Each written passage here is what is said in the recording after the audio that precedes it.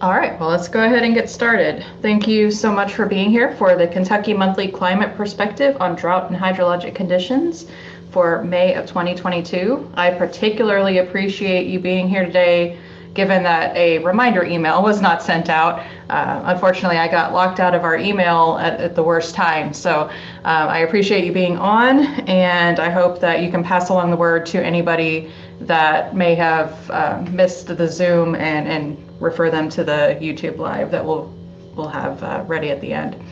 So this is hosted by the State Climate Office for Kentucky, which is a division of the Kentucky Climate Center at Western Kentucky University.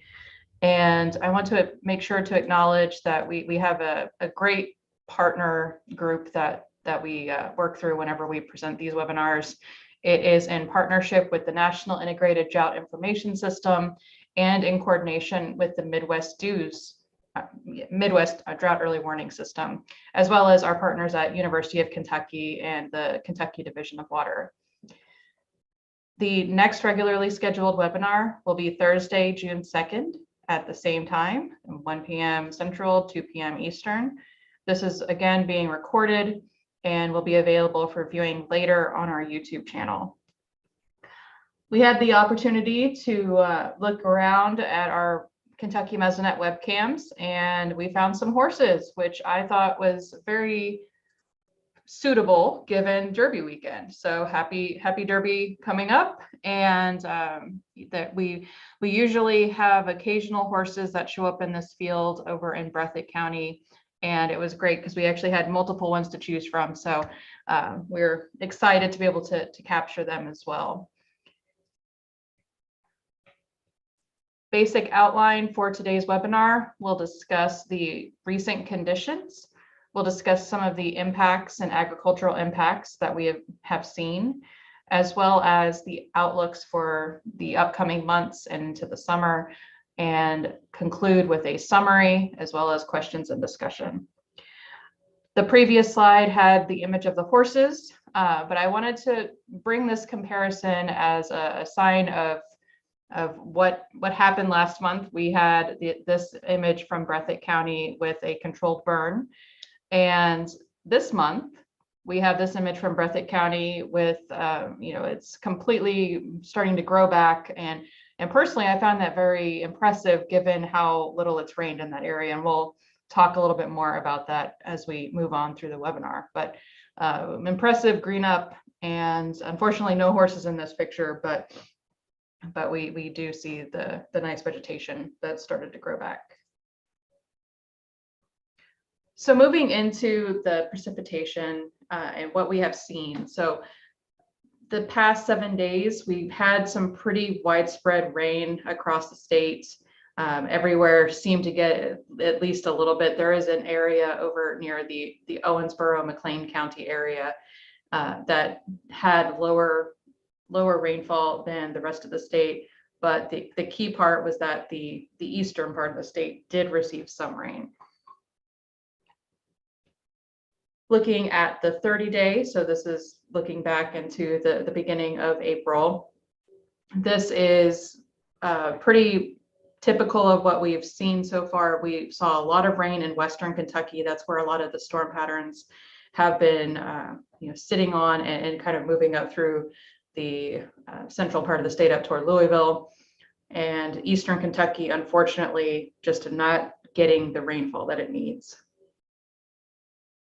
Moving to the 60-day, again, same kind of pattern where Western Kentucky is getting that about 14, 15 inches of rain within this period. But then you move over to Eastern Kentucky, and there are some that haven't even gotten 5. So it's a pretty stark difference, and it has started to show some impacts in that area. The 90-day reflects, again, the same thing where Western Kentucky has this highlighted area. Some of that is from a specific rain event that happened, but it provides a really good contrast looking at the east, and even in the very far north. Carroll County has about 10 inches, which is about the same as what Letcher and Jackson and Pike County has seen. So looking at the departure from normal, the percent of normal. So we are looking at the same, basically the same representation here. So the western part of the state is relatively wet.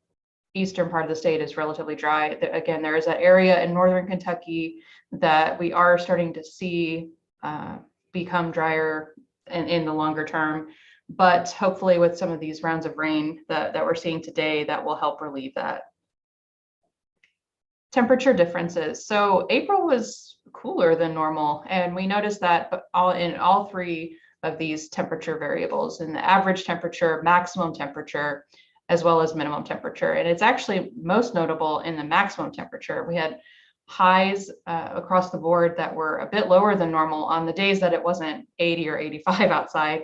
It was cooler. So as that gets averaged over the month, we do have this area that did have somewhat significant lower than normal temperatures in April. Looking at the drought monitor, again, in eastern Kentucky, we do have the area of abnormally dry. That has been there for several weeks now, and possibly even into the past couple of months. And so it hasn't gotten worse, but it hasn't gotten better at the same time. It has had a few periods of these smaller rainfall events that have provided some rain to the area, but again, it is a longer term problem. And as I'll show in a minute, the changes that have happened in some of that area in West Virginia and Western Virginia, we do see some worsening there. A closer look at Kentucky itself. Again, there is the strip of counties in the east that has gotten significantly less rainfall, as we are especially moving into this time where vegetation is starting to grow. This could cause more of a problem across the board. So this is the map I was referring to a minute ago, where you can see that there is expansion of abnormally dry conditions across Virginia. And while we don't necessarily expect that to expand into Kentucky, it is showing that that area of the US is starting to see less rainfall than the rest of the area. So there is the potential, depending on how some of these storm systems move through. Taking that and looking at the modeled soil moisture and groundwater, we are able to see that area again highlighted, Eastern Kentucky, Western Virginia, West Virginia, that kind of triple point there where all three states are. It's very, very red, and that indicates that it's drier than what it should be. And in the western part of Kentucky, you can see that it's blue, which indicates that it is wetter. So that, again, all of this data is agreeing with each other, and it's telling basically the story that it needs to rain in eastern Kentucky, and it needs to rain not too much at once, because then we have flooding and landslide issues. But we do want to make sure that that eastern Kentucky does get rain. Here are the Kentucky Mesonet soil temperatures or soil moisture sensors. So the top two are from Graves and Union County, which are in the west. And then again, that's the area that had been wetter than normal, had more rounds of rain. And you can see that, and unfortunately, the scale here does not match across all of these. So it's a little slightly skewed, but the top two go from about 30 to about 60. And that's percent of water fraction volume. So basically the higher the line, the more wet it is. So we can see these numerous rounds of precipitation that have happened.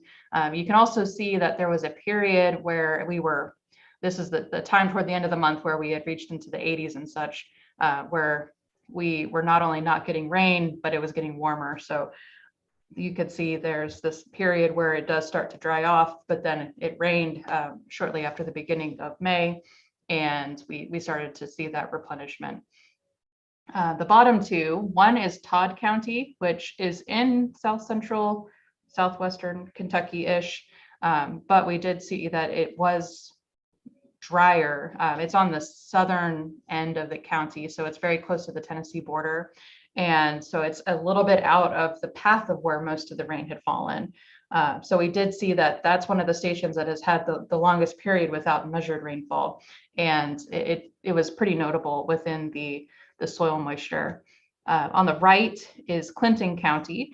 And while you do see the periods of rainfall on the left-hand side of that graph, overall, even though it is raining, it's still, the water is disappearing almost immediately.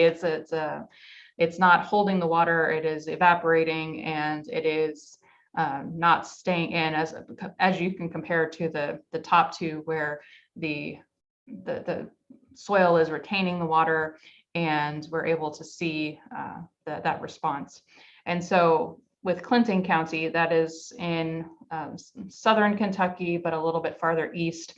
It has been quite a while since some of the deeper soil sensors have seen any impacts from the water. So keeping that in mind, again, the eastern part and even the southern part of Kentucky has been seeing drier conditions. So we'll go ahead and move on to the evaporative drought demand index, and these go hand in hand. And as we're moving into the growing season and the vegetation in general is starting to grow more, it's important to keep this in mind, because as we move forward into the summer, the atmosphere is going to be thirsty and it's going to be pulling more and more moisture out of the soil, somewhat like what we saw in the last image. So again, in the left one, that's the 1 month EDDI, as well as on the right is the 2 month. And so in the 1 month, we see that highlighted area of wetness in Western Kentucky, Southern Indiana, and so forth. But in that 2 month, we are seeing the very dry conditions at that triple point between Kentucky, West Virginia, and Virginia. Looking at stream flow, this is, I feel like I'm saying the same thing on every slide, just because we are seeing these impacts that are in these areas that have not received as much rain as others. And so even as you look at northern Kentucky, some of those areas have, even though the general area has received rain, there are some areas that are still suffering with regard to that. And you can even see that in the Owensboro or just a Hancock County area. Looking at 28-day, again, same story, except Western Kentucky had received so much rain that it had been somewhat significantly above normal. Flooding, not really seeing a whole lot of explicit flooding right now. This has been a relatively dryish pattern within the past few days. So there's nothing that is at flood stage as far as I'm aware. There is some in Indiana and Illinois, which I believe is from the existing system that's moving through right now. So as we are looking forward, at least we have everything at a normal stage. Moving into the storm reports. So we had 2 main rounds of severe weather in April. There was one that was in eastern Kentucky, particularly Laurel County, on April 6th, and there was some wind damage, and that was really the most notable thing that happened over there. But then on April 13th, around that time, we did see a pretty widespread severe weather event. And so this included not only some wind damage, but we also had numerous tornadoes and tornado reports. And I know there were there's a lot of interest in the Shelbyville area of the tornadoes that happened in that area east of Louisville. So looking at the Kentucky Mesonet and the data that we had from that event. So you can see comparing the storm reports and where those little tornadoes are, and then looking at where we had these high wind gusts. We had numerous ones that were at or above 60 miles per hour, as well as one that was at 75 miles per hour that was near Finchville in western Shelby County. And that's a really, brings a lot of value to the National Weather Service, being able to utilize our data from the Kentucky Mesonet to verify some of these things and to have that as a ground truth as it's happening and after. And so with that, I'm going to go ahead and toss it over to Matt Dixon, and he's going to provide some information on the agricultural impact.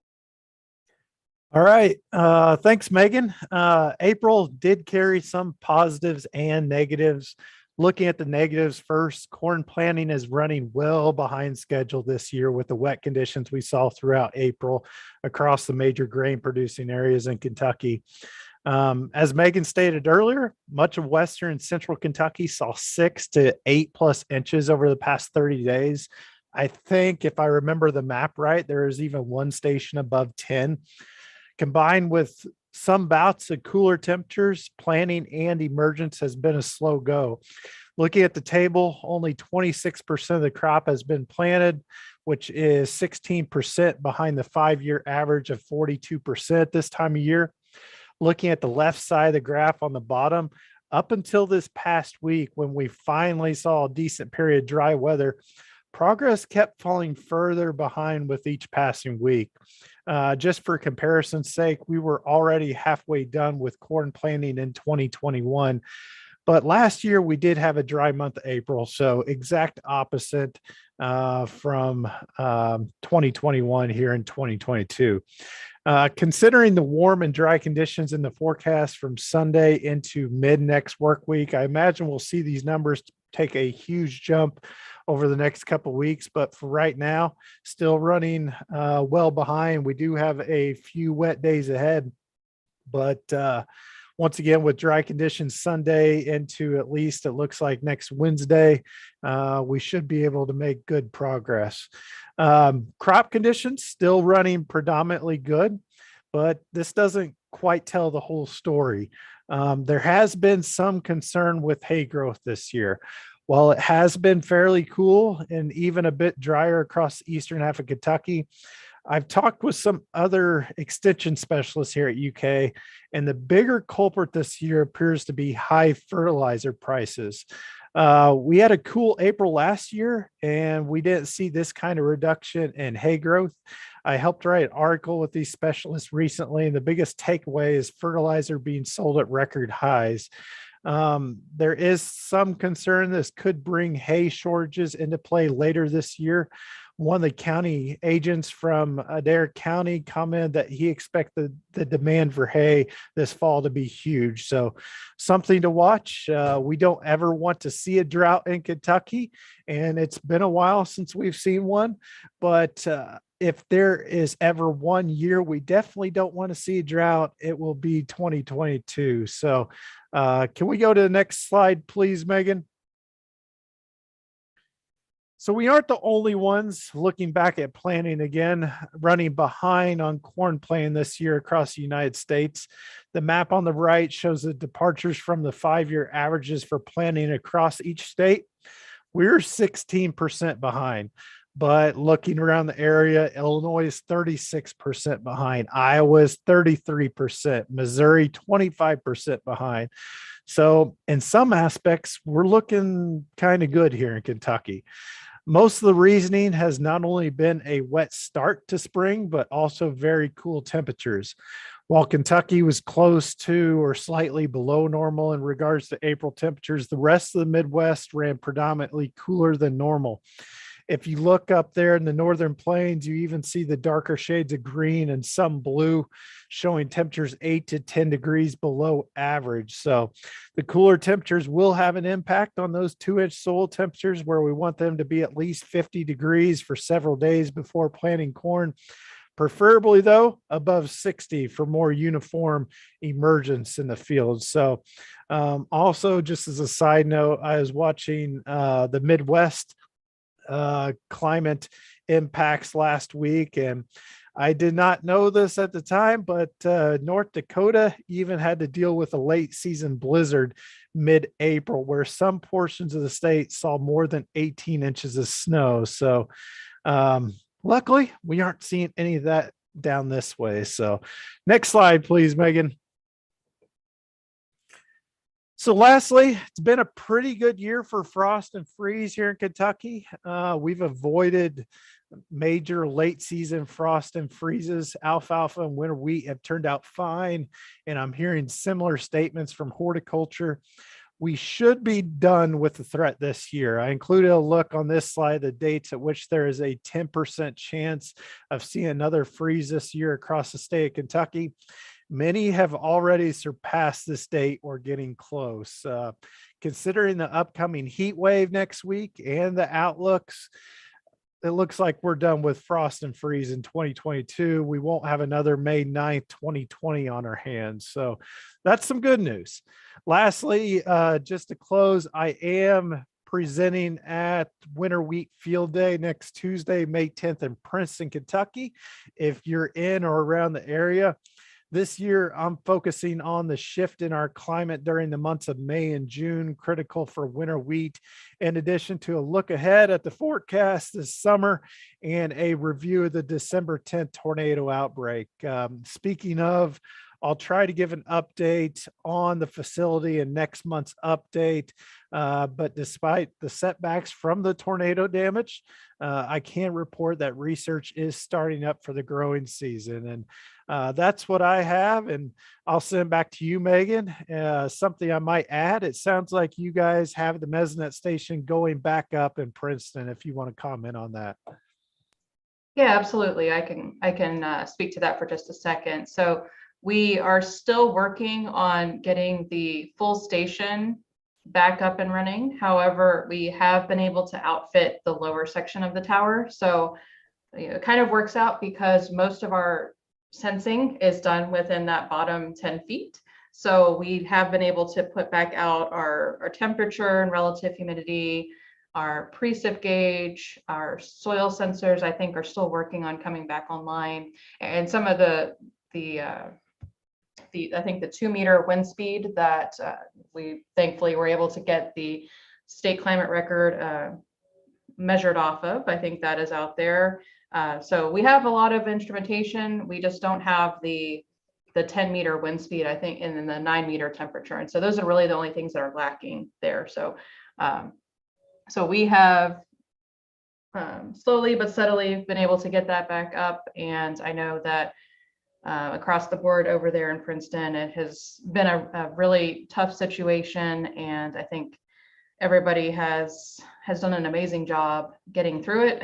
And I know there's still a lot of work to do. So I'll be interested to hear what your update is, Matt.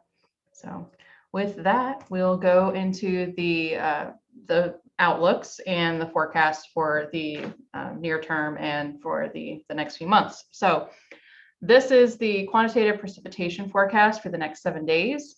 And this is unfortunately primarily from the system that is coming through today and tomorrow.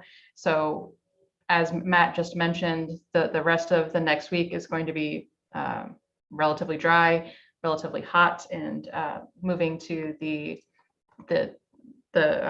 outlooks. So the 6 to 10 day temperature outlook is significantly expected to be above normal. Next week, we are looking at some temperatures that may even reach into the 90s. And the unfortunate end of that is not only is that going to be hot, but it is also going to be pretty dry. We are not looking at, we're looking at some unfortunate dryness. And as Eastern Kentucky, hopefully they can get some relief today, because it may be a little while before they do get any additional relief if they don't see it with this system that's passing through within this next couple of days. Moving to the 8 to 14 day outlook. So the second week out from now, again, we are looking at these significantly above normal temperatures. We're probably looking at 80s and 90s again. Looking at the precipitation end of things, we are looking at near normal for May. That is something we want to see, and it's nice to see that there is like the above normal chances for rain in that triple point of West Virginia and Virginia and Eastern Kentucky. So hopefully, again, we can come back around in this next couple of weeks and have a better chance of being able to get some relief in that area.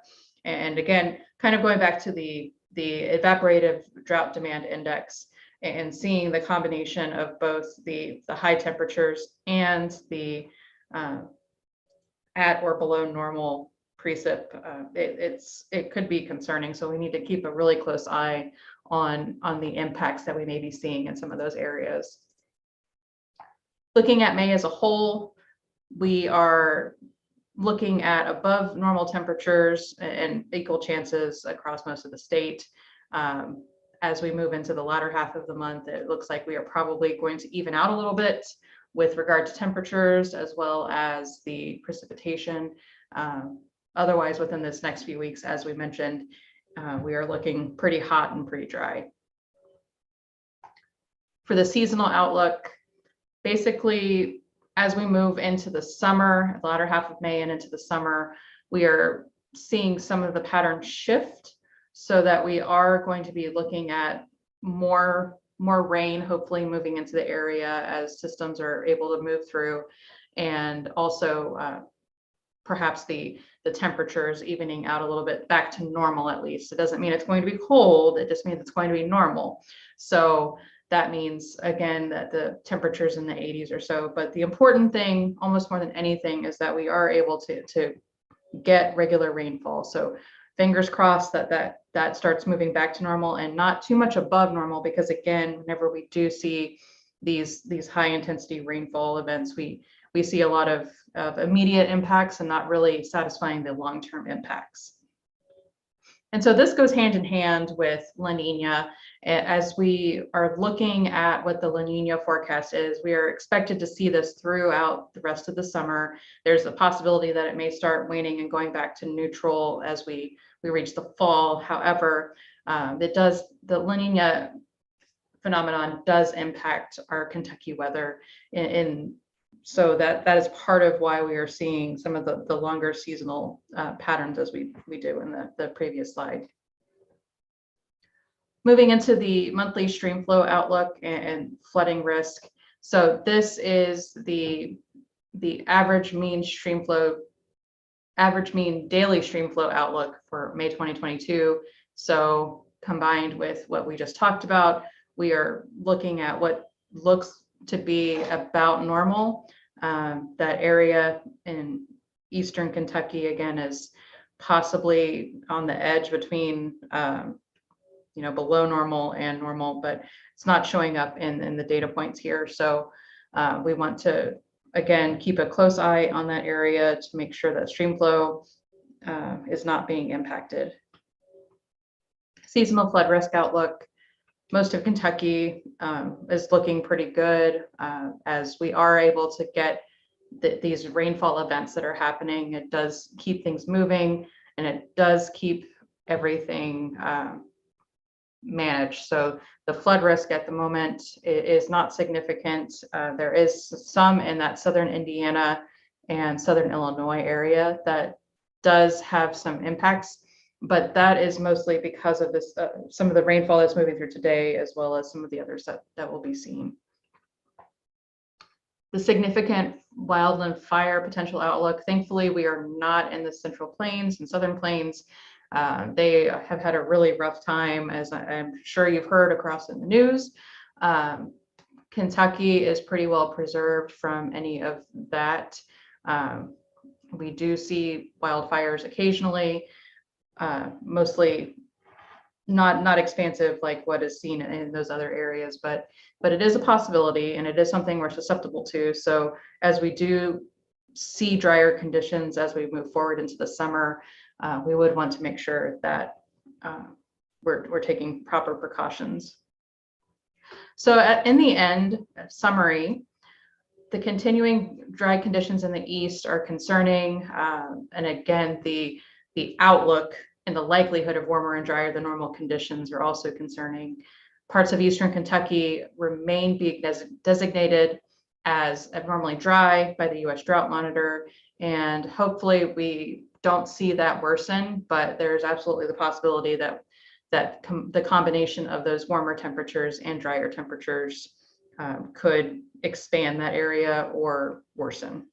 So with that, we can move into the questions and discussion portion.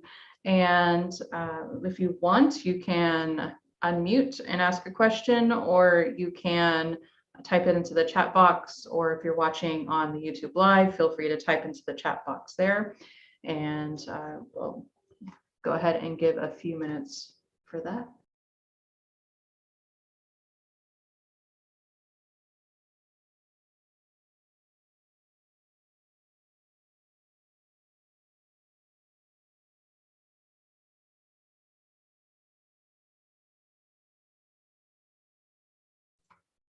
All right, if there are no questions, we can go ahead and conclude. So as I mentioned at the beginning, our next regularly scheduled webinar will be Thursday, June 2nd at 1 p.m. Eastern, or 1 p.m. Central, 2 p.m. Eastern. And if you need to contact us for any questions or any feedback, we always welcome hearing from those who are listening and knowing what you want to hear. So feel free to email any of us. The easiest one to remember is just KYClimate or KYMesonet@wku.edu, and we can route that however it needs to be. And also keep in mind, if you are in Eastern Kentucky or anywhere across the state and you are seeing dryness in your area or a notable hydrologic impact, please keep in mind that there is the Kentucky Drought and Hydrologic Impact Reporter, and you're able to submit these impacts and they get populated into a story map. And this information helps us a lot whenever we're looking at submitting commentary for and opinions for what needs to be included in the drought monitor. So it helps a lot, and you can consider it as your contribution to the bigger picture. And I know that we can't be everywhere at once, so the more impacts we are able to receive helps in the bigger picture for sure. So thank you everybody for being here, and I am hoping that we can see you again in June. Thank you.